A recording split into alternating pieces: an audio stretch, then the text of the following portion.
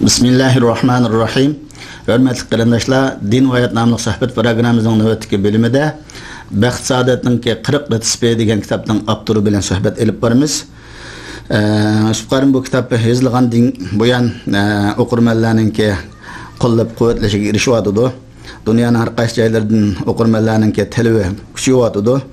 Bu kitapning ovozliq nusxasini taqilgan bo'ldi. Endi sizning bu kitapni yozishga turtki bo'lgan amillar ustida maqsadlar haqida bir ochiqlab berib o'tgan bo'lsizlar, qani marhamat. Rahmat. Bismillahirrahmanirrahim. Elhamdülillahi Rabbil alemin. Vessalatu vesselamu ala eşrefil murselin. Seyyidina Muhammed ve ala alihi ve ashabihi ecmain. Amma ba'd. Bu kitapni yozishga asosan turtki bo'lgan masala musulmonlarning hozirgi vaziyati, hozirgi o'zimizningki ehtiyoji. Endi hozir bunda qaraydigan bo'lsak, payg'ambarning zamonidan qanchalik yiroqlashgan sari shaqovatga, baxtsizlikka ketib qolgan insonlar, iymon ojizlashgan, axloq nacharlashgan, oxiratlik, dunyolik uchun qurbon qilinayotgan mushundoq bir zamonda yashayapmiz endi. İnsanlar burunqidek emas, hozir fan texnikaning soyasida hayot o'ng'aylashib, moddiy tarafdan o'zining istagan talab qilganlarga erishiyotdi. Ammo shuning bir vaqtda ma'naviy tarafdan qashshoqlikqa qarab, kambag'allikqa qarab ketib bordi-da endi. Ayda bo'lgandan keyin biz bundaq bir vaqtda Allah Taolaga bo'lgan aloqamizni, Allah Taolo bilan bo'lgan aloqamizni kuchaytirib, dinimizga qaytib, ashunda qilganda an ma'naviyatimizni kuchlantirganda an baxtlik bo'ldi ekan deb o'yladim hamda. Ham bu nurg'un kishilar baxt saodat degan hamma odamdan o'zidan chiqadigan oddiy bir ish ekan hamda. Ammo shuningki yo'lni bilmaganligimiz uchun biz o'zimiz boshqalarni baxtli qilishning yo'lini bilmaganligimiz uchun shu o'zimizning va boshqalarning hayotini, jannat hayotini do'zaxga aylantiramiz ekanda, o'zimizni baxtli qilmay, boshqalarni xushal qilmay, ashunda bir nima ekan. Shunda bir davrda bu baxt saodatning boshlanishi shu Alloh taologa bo'lgan iymonni kuchaytirish bilan, dinimizning asliga qaytish bilan, ma'naviyatimizni kuchlantirish bilan bo'ladi ekan hamda. Shu to'g'rida men izlanib jiq materiallarni ayda o'qigan bo'ldim. Masalan, Hujjatul Islom Abu Hamid al-G'azaliyninki, Ibn Taymiya, Ibn Qayyim Jawziy, hozirgi mutafakkirlarniki Salman Auda, Aizil Qarni, Muhammad Arifi, shularning ma'naviyatga mutaalliq nimalarni jiq o'qidim, o'qib o'zim jiq foydalandim. Foydalangandan keyin oxirida boshqa o'qirmanlar bilan, do'stlarim bilan, Uyg'ur qarindoshlarim bilan o'rtoqlashay, ularni foydalansin degan asosda shunda yozib chiqdim endi uni. Sizlar bu kitobga bu ismni berishga nima turtki bo'lgan? Bu kitobni bu ismni berishda men xili jiq o'ylanib, oson topgan ism emas endi. Qanday qildim desa, buningda men jiq kitobini shu ma'naviyatga to'g'ri munosabat kitobini o'qidim dedim ya. Masalan, nimaninki Aizil Qarnining Salasuna sababan lis-saada degan kichik bir kitob bor ekan. Bir vaqtda bir kitobxonaga beribdik, bir yaxshi 5 liraga sotib oldik, kichik bir kitob ekan hamda. Yarim sayfadan gap qilibdi. Shundoq bir ixcham, shundoq bir, ya'ni saodatning 30 sababi deb 30 deb yozibdi u odam. Undan keyin nimaninki Muhammad Salih al-Munajjidning Salasuna sababan lil xushu' degan bir kitob bor, kichik bir kitob bor. Namozni xushu bilan o'qishning 33 sababi deb. Bunda arab dunyosiga ulamolar mancha sababdan bundan yozib qildi ekan hamda. Qilgandan keyin men shuni o'ylab, men dastlabda buni bizda Uyg'urlarda biz 9ni biz mukammallikning ulgusi deb bilamiz hamda ayna. 9 deb to'plab baksam bunun to'plaganlari bundan jiqroq chiqdi. Anda o'g'andan keyin o'ylab 40 degan kamolatning belgisi ham 40 degan bizda cho'ng yaxshi mukammallikni so'g'andan keyin 40 degan nishonni qopqab shu 40 ga yetkazman deb 40 ni to'plab shunday chiqdi bende. Bu kitob endi oilamizda bolalarimizdan talishib o'qishga turtki qilyapti, hammalarni yaxshi ko'rib o'qiyotganligini ham anglayapmiz. Mesela bu kitaptan içinde ne mezmunlu var? Şu kadar bu okurmanlar qiziqib talishib o'qidi. Bunun içindeki mezmundan biraz. Bununki 40 mavzunun içinde birinci mavzusu imanınız mükemmel olsun, müstehkem olsun degan mavzunun başında. Çünkü biz dedik ya, iş imandan başlanır. İmandan başlanıp en ahir baxt saodatga ketib boramiz endi. Şundan imanınız müstehkem olsun. İman Ya'ni biri Alloh taolaga iymon keltirish, Alloh taolaning bir ishkanligiga, bar ishkanligiga, hammaga qodir ishkanligiga, yaratquchi ishkanligiga iymon keltirish masalasi bor. Yana biri Alloh taolaga ishonch qilish masalasi bor endi u.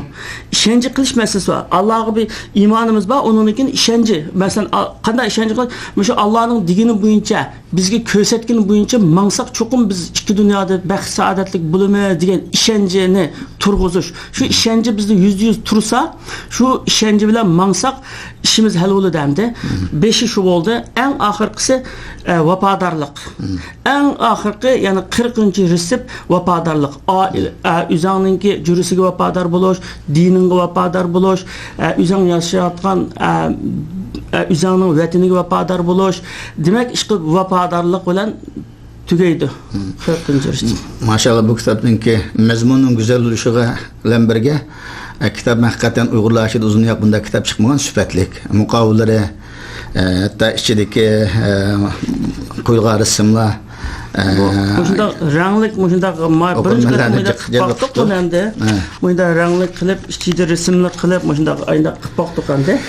Bu zamonga agishib hamda hamma narsa taraqqiy qilgandan keyin bizning mamlakatga qog'oz qarshi siyo deb o'tmay rangli qilib ham kishilarni jalb qilarlik bir shaklda bo'lsin deb aynan vallohi hammalar talashdi shular o'qiyotdi. Unda bu kitobning bir mavzusini misol tariqasida anlatib Masalan, buningdagi mavzuni desak, ikkinchi mavzu siz erishganlaringizga shukr qiling yoki qanoatlik yashashni biling degan resep endi bu. Ulamolar deydigan dunyoda eng qiyin matematika sizga berilgan ne'matlarni sanab chiqishdir deydi. Bu mumkin bo'lmaydigan matematika endi. Masalan, shu qumlarningki sonini ololmagandek, dengizning to'lqinlarining sonini ololmagandek texnika har qancha taraqqiy qilib hisoblash mashinalari shunda taraqqiy qilgan taqdirda Alloh taolaning ne'matlarini hisoblab bilish mumkin emas. Masalan, har bir nafasni tozib hisoblab olsa, nafsimiz bir an nafsimiz tutilib qolsa, ishimiz tugagan gap bo'ldi. Necha millionlagan nafasni olamiz, biz o'ylab bakmaymiz bu ne'matning ichida. Ammo bir yaltiroq xaltini beshimizga kiyib shunda kichigin turib baqayli, tinolmay qolmish. Shu chaqda bu nafas deganning qanday ne'mat ekanligini bilamiz masalan. Shunga o'xshash endi o ne'matni deb bo'g'ilmay, uni sanab tugitib bo'g'ilmaysiz. Endi shukr qilish. Shu inson shukr qilsang baxtli bo'lsa, shukr qilmasang insonning nafsini hech nima to'ldirmaydi. Rasulullohning bir hadisi bor, ikki vodi oltin basimi, uchinchisi talab qildi, insonning ko'zini tuproq to'yg'izdi deb endi. Shunda qilmasa, qanoat bo'lmasang sen to'ymaysan endi. Anda bo'lgandan keyin bu shukr bilan yashash. Shukr. Endi bizda bunda bir gap bor, shukrvozlik deb halqa bunda bir shildida halqa ishlamay, tirishmay, shukrvozlik qilib, bag'i shukr qilib yetishda bunda salbiy ma'noda gap qilmoqchi emas biz. Senda Alloh taolo bergan ne'mat, sendagi qudratdan, ilming, kuching, pul bilan shunga shukr qilib, Xudoyga shukr qilib, joyida ishlatgan, shukrisini ado qilgan demoqchida. Endi shukr degan gap arabchada nima? Tashakkur etish, minnatdorlik bildirish, rahmat aytish degan ma'noda. Endi islom istilohida shukr ne'mat berguchiga, ne'mat berguchining ne'matini shukrisini ado qilish. Bu ado qilish nima bilan bo'ldi? Til bilan, dil bilan, amal bilan. Til bilan bo'lgan shukr qanday desam, til bilan bo'lgan shukrni hammadan bilamiz. Alloh taolaga shukr, Xudoyimga shukr, alhamdulillah deymiz masalan. Ahvolingiz qanday desa alhamdulillah deymiz. Masalan, shukr. Qur'on Karimda Alloh taolo va amma bi ni'mati robbika fahaddis. Robbingning ne'matini so'zlayvergin. Ya'ni turmasdan so'zlagin. Og'zingdan tushmasin Alloh taolaning ne'mati. Uningdan keyin dil bilan nima qilish hamda bir ne'mat berguchi insonda shunda bir xarakter borki, bir yaxshilik qilgan odamga bir xil bu muhabbat, ixlos, aqida bo'ldi endi. Endi bu olamlarning Robbi bizga butun shu ixlos degan tuyg'uni bergan. Bizga eng yaqin bo'lgan onamizdanmi bak mehribon, shu onamizga bo'lgan onamizning bizga bergan mehrini, bu Alloh taolo bergan mehr muhabbatning masteri, mehr muhabbatni berguchi bir zotning ne'matlariga shukr qilish, dil bilan shukr qilish qanday bo'ldi desam, muhabbat chin muhabbatingni bog'lash, ixlos qilish, aqida qilish, uning o'ziga ibodat qilish va amr farmonlarni o'rinlash, taqvolik qilish bilan. Uchinchisi amal bilan ifodalash. amel bilan ifodalash degan eng muhimisi mushandu. Mushu amal bilan ifodalash bo'lmasa, başdagi ikkisi ishga yaramay qoladi-da, o'yliqi yolg'on shukrlab qoldi. Qama amal bilan qanday ifodalaymiz? Alloh taolo sana ilm bergan bo'lsa, bu ilmni Allohning yo'lida chiqargin, Allohning yo'lida ishlatgin. Haliqi o'zingning nafsi g'arizi uchun emas, Alloh roziligi uchun ishlatgin. Pul mol bergan bo'lsa, pul molni to'g'ri yo'lga ishlatgin, zakatini bergan, yaxshi yo'lga ishlatgin. Tan salomatlik bergan bo'lsa, bu tan salomatlikning keyin sapoga, uningga nima qilyapmay, uni buzib etmay, Alloh taolaning amr farmonlarini o'rinlash, yaxshi ish qilish yo'liga ishlatgin. Mushundoq bo'lgan vaqtida, mush amaliy shukrni ado qilgandan keyin, haqiqiy Alloh taolaga shukr qilgan bo'lamiz. Bo'lmasa, biz Xudoyimga shukr Xudoyim deb qo'ygan bilan o shukr ado bo'lmaydi. Amaliyotda buniki o shukr demak bak oson. O pul ketmaydi, hech kim talab qilmaydi. Ammo amaliy shukr harakating bilan, pul bilan, ilming bilan rasmiy shu Alloh taolaning berganini shu minnatdorlik bildirib, shuni shu yaxshilikni qaytarish, tirishish endi. Endi bu shukrda biz Alloh taolo qancha shukr qilsak tugatib bo'lmaymiz. Va in ta'udu ni'matallahi la tuhsuha. Allohning ne'matlarini sanab tugatib bo'lmaysan deydi. Bunda bir hikoya bor bunda. Masalan, bir odam o'zining naytib boy odamkan o'zining turayotgan qasrini sotmoqchi bo'libdi-da bir kunda. Sotmoqchi bo'lib o'zining ashuna o'ymilikchi bir og'inisiga sen shu uyimning bütün tafsil yazib bir e'lon tayyor qilgan. Men bir o'qib baqay, uningdan biz e'lon qilib shuni setib ataylik, undan afzalroq bir qasrga erishmoqchiman deyotgan. Bir kuni o tafsil yozitgan. Yozib xuddi uyning ko'lchaklaridan tortib, bog'chilardan tortib, damalash o'rinlaridan tortib, tafsil yozib qo'ygan. Uni o'qib bergandan o'tirib, men arzu qilgan uy mush ekan. Bo'ldi, e'lonni qaytarayotgan, sotmayman. Men mush ne'mat ichida turib, bu ne'matni bilmabdiman. Arzu qilganim mush ekan, shu arzu qilgan uyimni yashab o'tibdikanmi, shu bakan. Shuningga o'xshash, shuning insonlarning ko'pi shuningga o'xshash yashayapti. Masalan, ne'matni uchun turib, haliqi tugi ustida turib, tugi ustida degan gap bor. Shuningga o'xshash, endi shu narsadan biradan ayrilib qolgan chog'da uning qadrini biladi. Masalan, inson ikki ko'zining birini bütün bir düve altınğa tigişin dese tigişmeydi. Sen tilsiz bulab qalğan bütün uyağını altından, qasrının altın, kümüşdən qıpıraydı. Heç kim olmaydı tilsiz bulab qalışqa məsələn. Amma bu çoğ bir nimət. Aşınından ayrılıb qalğan degan, çoğ acayip çoğ nəsə ayrılıb qaldı degan deyimiz. Amma bu vaqtda heç kim şükür qılmaydı. Həmmədəm bağınınki bağı şükür qılmay, yoqның aqısını qoğlaytqan gapda. Yəni bir misalım var bunun da. Məsələn bir padişah hamdı. Baylığı var, şöhreti var, nüfuzu var, hemen nersi var. Lakin şunda bəxtsiz yaşaytken. Dünyadaki padişahının tulu şunda qoyundu.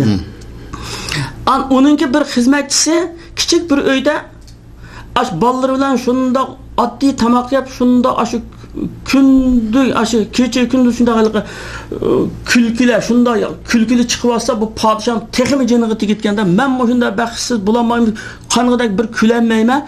Ammo faqir xizmatchi har oqshom bolalar bilan paranglashib, o'tirishib shunda xo'shlab ketadi deb vazirni chaqirib, bu nima gap, bu qanday qilishim kerak buni, men chidayolmadim buning ahvoliga degandan podshoh o vazir yo'l ko'rsatganiga biz onunla bir pul bir bakayla dedik. Akılda bir haltının üstüge 100 tilla da yazıp 99 tillanı silip içige. İkisi kapkap ketken.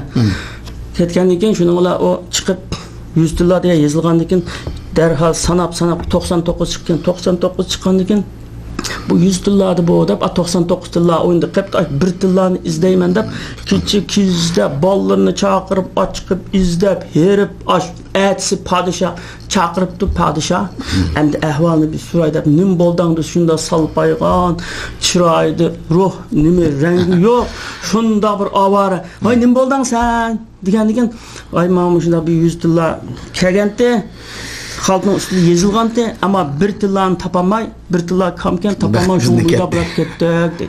Ama nurgun insan 99 tilla bilan hech kimning çatığı yok. Yok deb turdi. Yo'qning aqısdan qo'g'laytgan gap, ama 99'u basanda. Onu qilmaysan.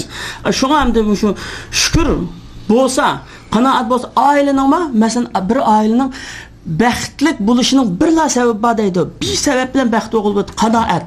Erma qanoatlik, bolalarga qanoatlik, xotinga qanoatlik bo'lsa, odam majburlab haromga qo'l tiqmaydi. Nima qilmaydi? Qanoat bo'lsa, o'zini saqlay oladi. Ammo baxtsizlikning sababi nihoyat bakjiq deydi. Shunga o'xshash endi shuni qanoat deb shuni yozgan. Ko'p rahmat. Alloh razı olsun. İlimleri teximiz ayet bo'lib ketsin. Hürmetli qarindoshlar, programmamizni bu yerda oxirlashtiramiz. Ko'ngil qo'yib ko'rpaganing uchun ko'p rahmat. Keyingi bilimlarda qayta uchrashish umidi bilan har biringlardan xo'shlashamiz. Xayr, xush salomat bo'linglar. Assalomu alaykum va rahmatullohi va barakatuh.